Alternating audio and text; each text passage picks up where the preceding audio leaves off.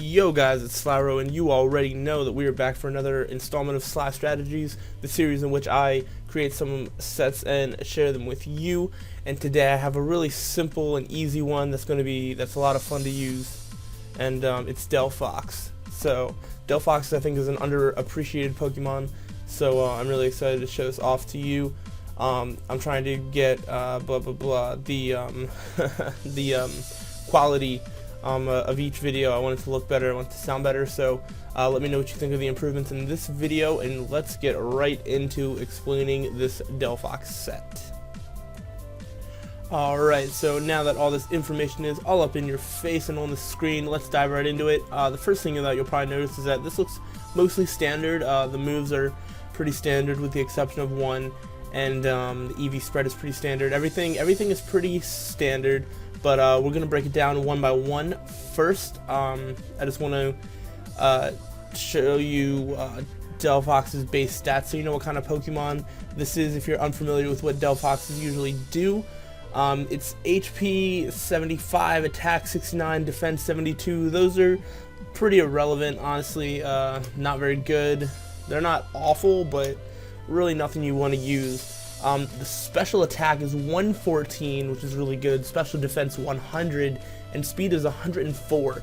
So those three stats are really good, and Delphox really thrives as a special attacker. It can take special hits, and it is very fast, despite not really looking that fast. It looks like something that would be a little slower, but it can surprise you with how fast it is.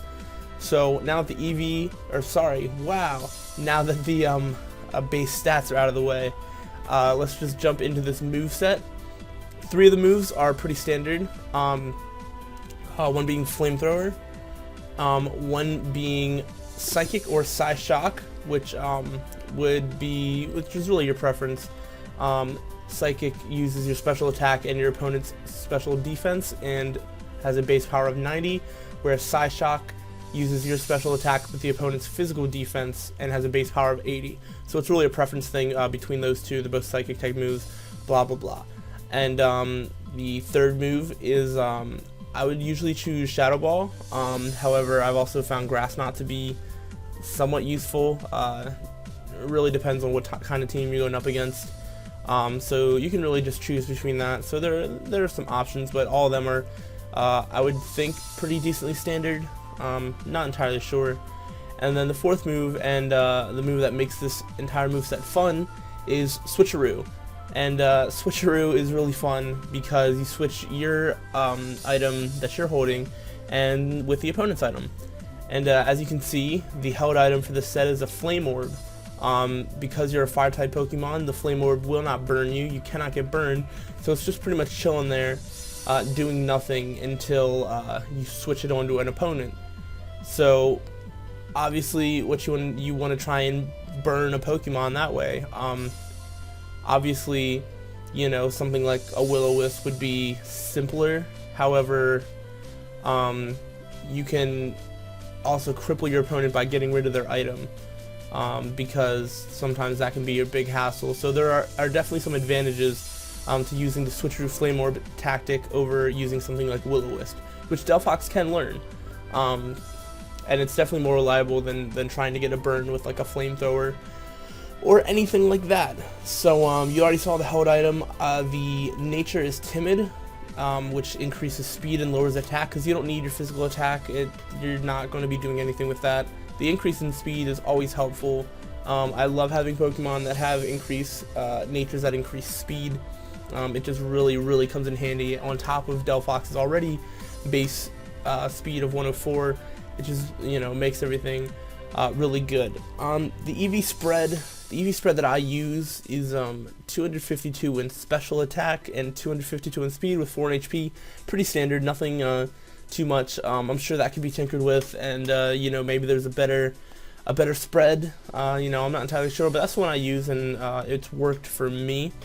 So yeah, I think I covered all the basics as far as what the move set looks like. So, or what the entire set looks like, I should say. And now we're going to get on specifically how you would use this set. Alright, so there isn't a whole lot to go into. This is a pretty simple Pokemon to use. I would say probably some of your main priorities is Delphox being a fire type. It will take a decent amount of damage from Stealth Rocks, so if you could prevent them from getting on the field, that would be really good. You know, that way you can enter the battle with full health and not 75% health.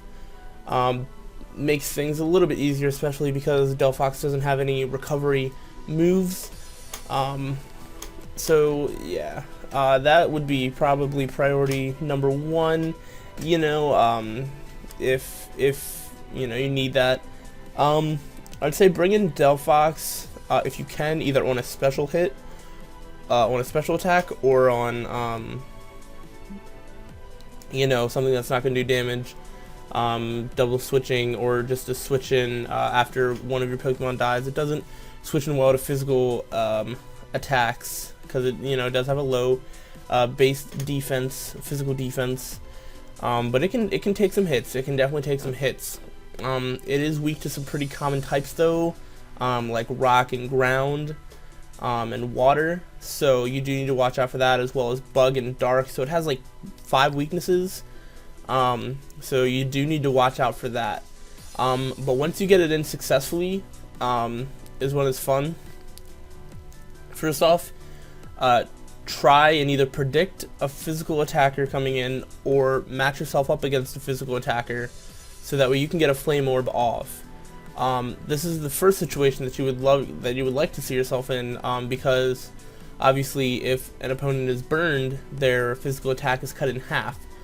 So if there's a scary physical threat on the other side of the field, using Switcheroo to switch the Flame Orb on can really help you out. Sometimes, you know, you don't get the matchup right, but you do need to be picky as far as when you use it. Don't feel like you need to Switcheroo the Flame Orb onto an opponent right away. Delphox can be used multiple times. It is good on its own. It is its moves can hit pretty hard, even without any sort of boost. It can stay around a decent amount, even without some sort of leftovers. But yeah, it can. Don't feel like you have to use Switcheroo right away. Be picky when you use it, and because if you do it at the wrong time, you could really just be wasting a turn.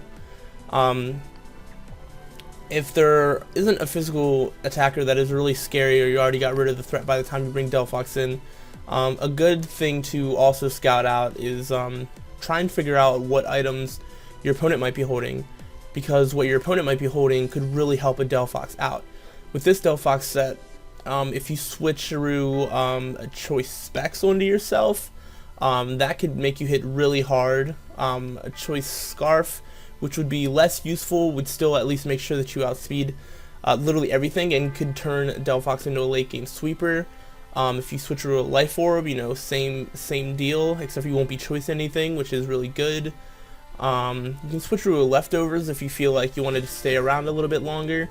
And switcheroo can be used multiple times. You know, you switcheroo a choice scarf onto yourself, and then switch that choice scarf onto opponent's physical wall, and you know, then you're just switching around your opponent's items to where, you know, more than one of the Pokemon on your opponent's side of the field are not very useful.